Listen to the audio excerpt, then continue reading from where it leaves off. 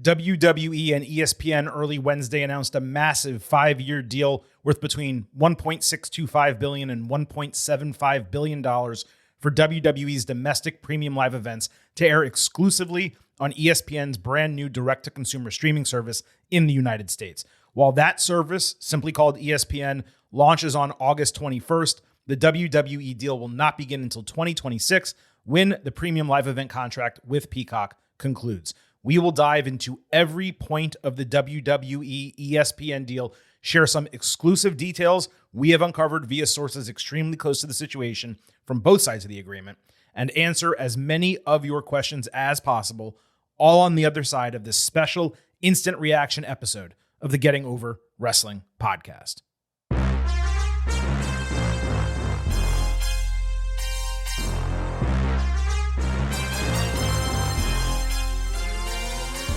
Hey now, we are Getting Over, and I am the Silver King, Adam Silverstein, here to lead you through these hard times.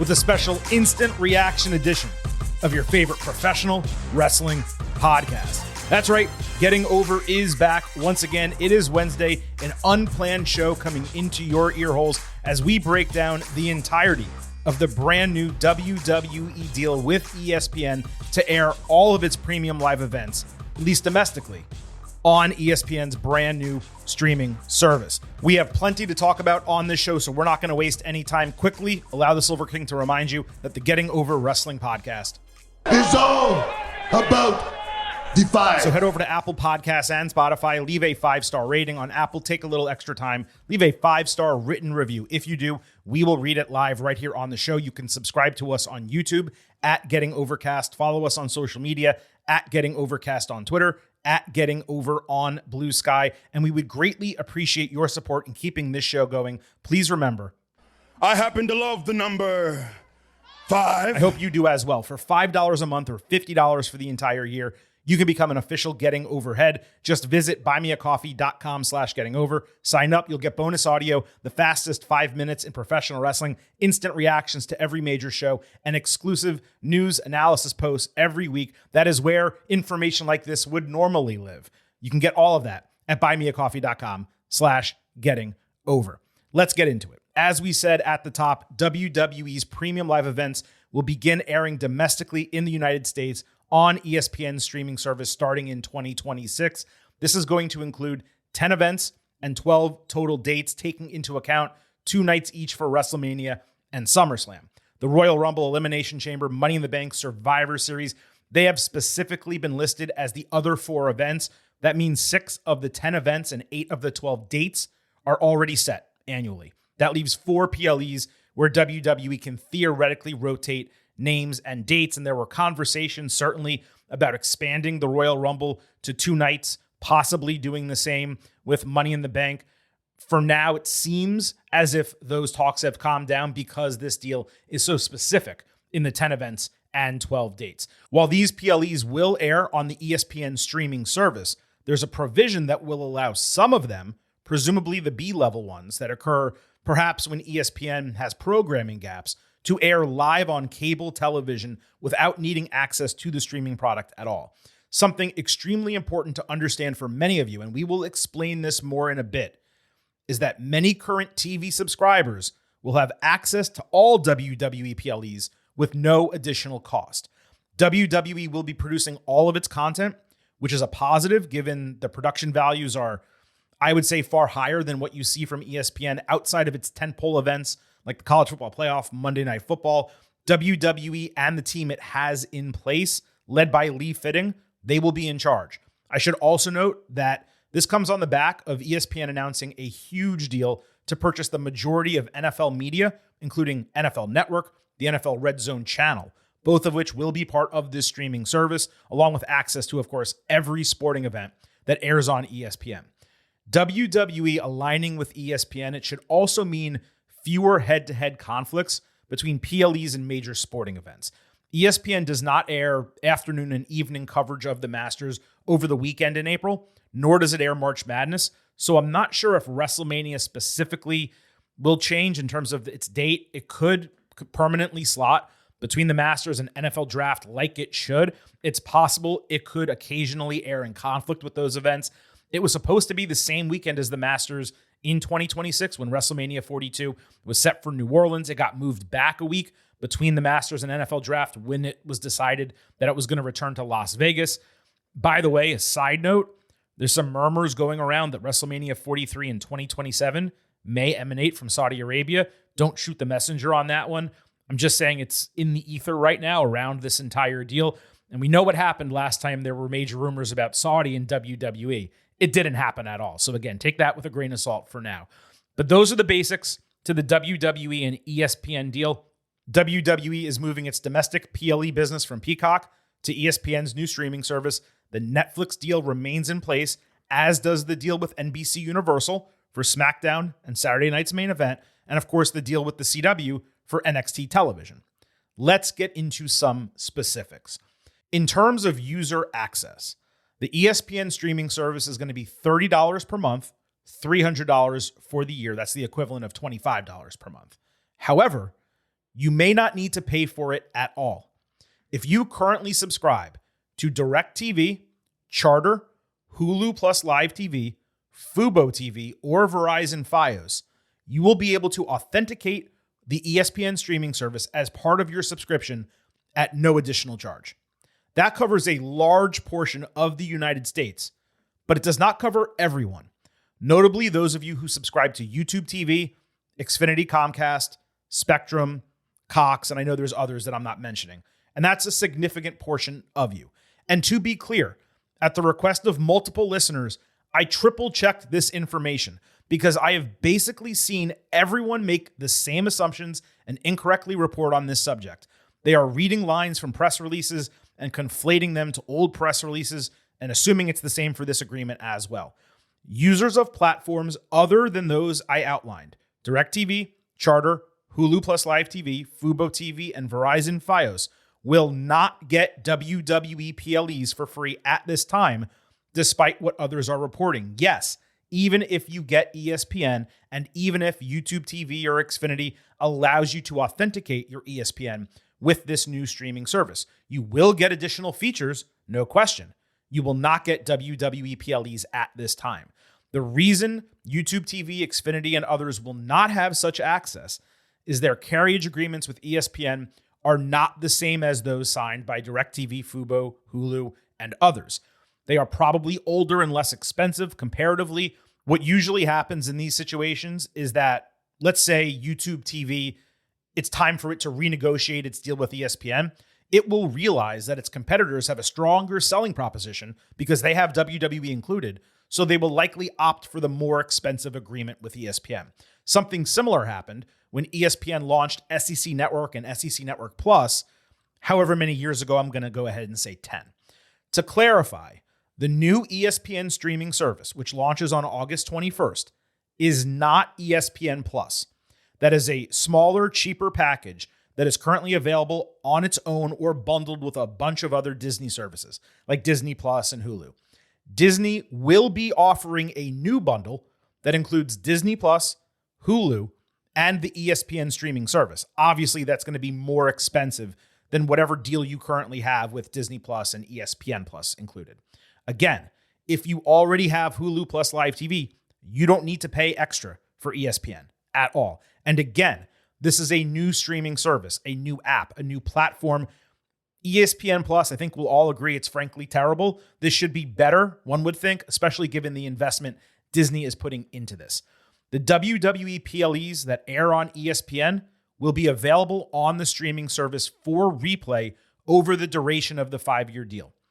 WWE PLEs from 2025 and earlier will not be part of the ESPN service. Domestically, Raw episodes that air on Netflix will be available for replay on Netflix. As of now, for some reason, SmackDown on USA Network, you cannot replay that on Peacock. I don't understand why. There is no next day or future viewing for SmackDown unless you DVR it. Saturday Night's Main Event will continue airing on NBC and Peacock with replays available on Peacock. NXT will continue airing on the CW and the CW app.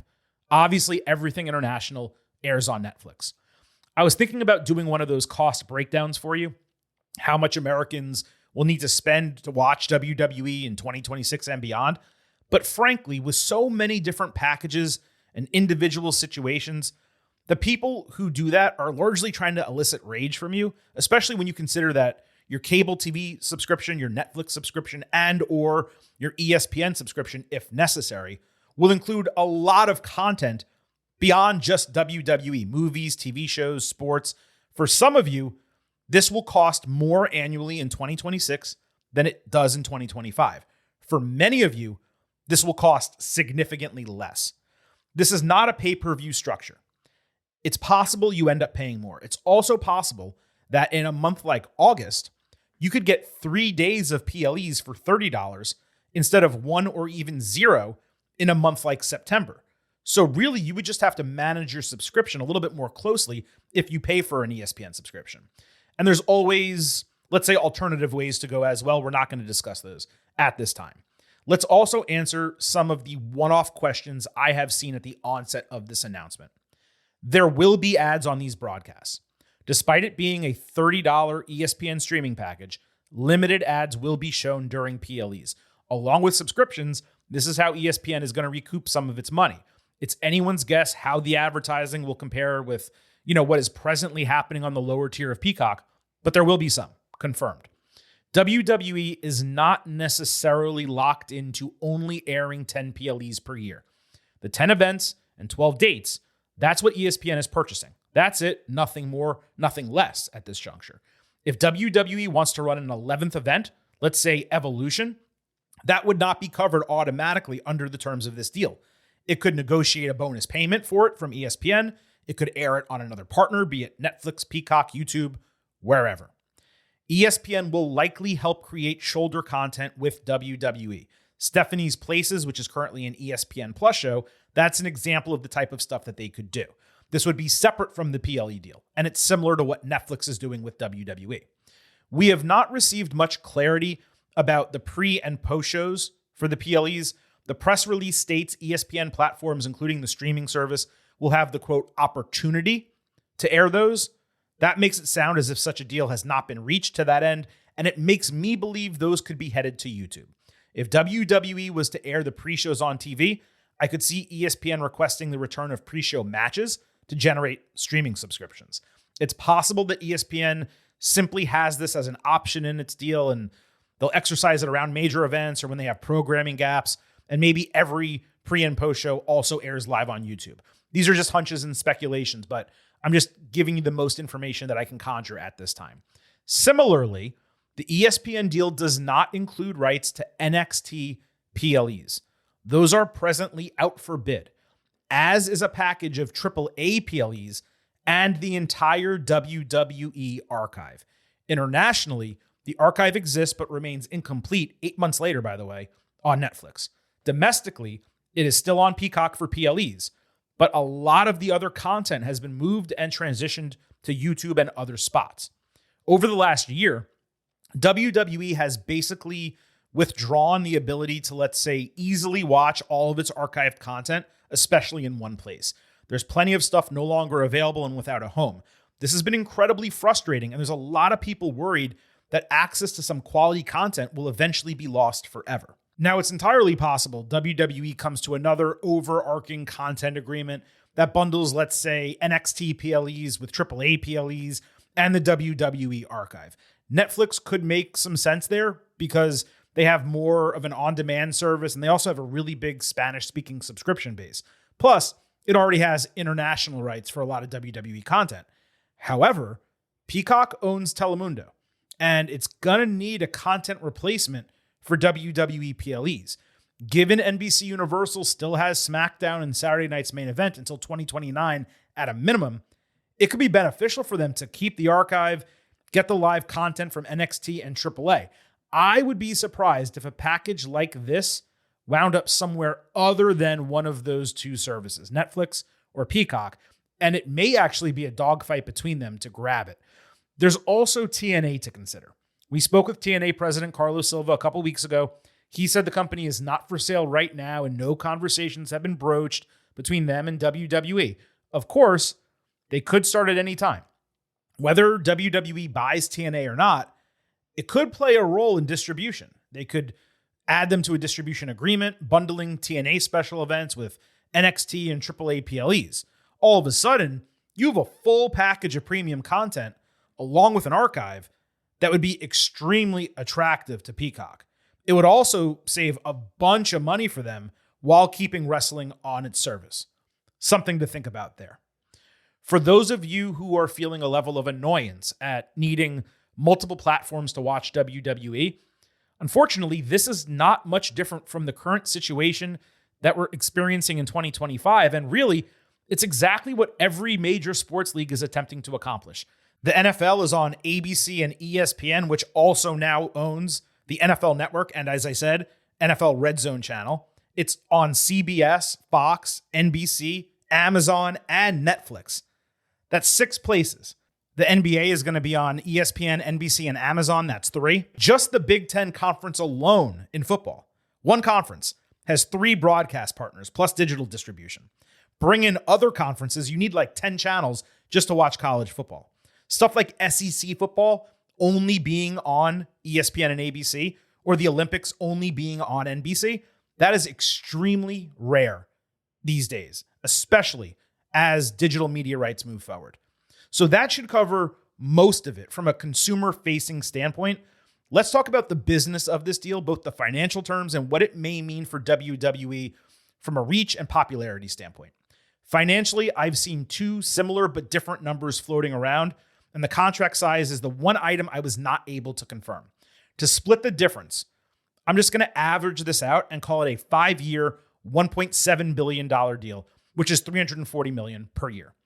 WWE's prior 5-year PLE contract with Peacock was worth $900 million. But remember, that also included the archive and other original content. So this is nearly a 100% increase, far greater than the increases WWE received from Monday Night Raw, SmackDown, or NXT. And WWE still has that additional package of content that can be purchased. Again, the archive, NXT PLEs, AAA PLEs, and maybe even more.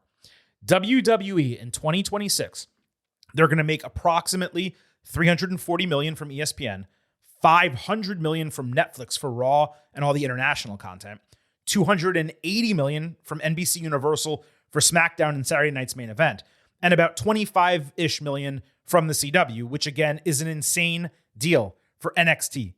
The CW has probably the best WWE contract right now. Combined, that's nearly $1.2 billion annually for media rights with the archive, NXT PLEs, AAA PLEs, and possibly more still out for bid. As such, this is a massive win for WWE, which is now guaranteed more than $28 million in media rights revenue for each night of a PLE that airs on the ESPN streaming service. For WrestleMania, that's $56 million for the 2 nights. Even beyond the revenue, WWE's reach is about to grow exponentially.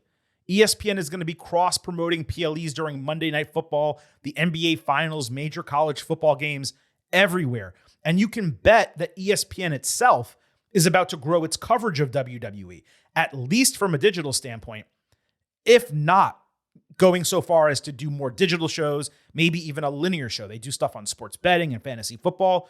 Why perhaps would they not do a show like what aired on FS1 when WWE had to deal with Fox?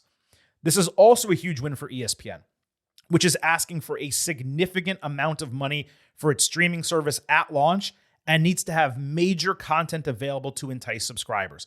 When you couple WWE PLEs with the NFL Red Zone channel, presumed access to UFC, other acquisitions, they're going to be in a massively advantageous position. Again, WWE is just a piece of the larger puzzle here. So all in all, this is a massive deal for WWE. It's a huge deal for ESPN as well. And certainly over the ensuing few months, through the end of the year into 2026, we'll probably find out additional details. It's quite possible some of those carriage agreements I mentioned get updated and amended with YouTube TV and Xfinity Comcast because their users are going to demand access to WWE PLEs. We're giving you the information as we have it at this time in what I believe is the most complete accounting of the WWE ESPN deal on Wednesday, August 6th, by 3 p.m. Eastern. I'm doing the absolute best I can to provide you with every bit of information we have been able to learn both on and off the record over the hours since this deal was announced. Now, we have another episode coming Thursday where we're going to be talking NXT and AEW. There's also some news about Roman Reigns and some other extra WWE items. If we learn more about the WWE ESPN deal, we will cover it on our next episode. Don't get that twisted. And if you're new to the podcast, if you're listening to us for the first time because you were so curious about this agreement, well, I hope you hit up our podcast archive because we have not one, not two, but 3 WWE episodes from the last few days. Instant analysis, night 1 of WWE SummerSlam, night 2 of WWE SummerSlam, and then on Tuesday, a WWE SummerSlam Fallout episode where we covered everything that happened across Raw and SmackDown. So if you're not a subscriber yet and you enjoy the content that you got today, please hit that button. And don't forget, you can also subscribe to us on YouTube at Getting Overcast. On social media, you can follow us at Getting Overcast on Twitter, at Getting Over on Blue Sky. Please remember, here at Getting Over, It's all about Defy. So head over to Apple Podcasts and Spotify. Leave a 5-star rating on Apple. Take a little extra time. Leave a 5-star written review. If you do, we will read it live right here on the show. And don't forget, I happen to love the number 5. Hope you do as well. $5 a month, $50 for the entire year. You can become an official Getting Overhead. Just visit buymeacoffee.com/gettingover. Sign up. You'll get bonus audio, the fastest 5 minutes in professional wrestling, instant reactions to every major show, and exclusive news analysis posts every week. Again, that is buymeacoffee.com/gettingover. We're a free show. We're an ad-free show. This is how you can financially support us. That's it for today. Instant Reaction door is closed. As I mentioned, we'll be back Thursday with a WWE, NXT, and AEW episode. This is the Silver King signing off and leaving you with just 3 final words. Bye for now.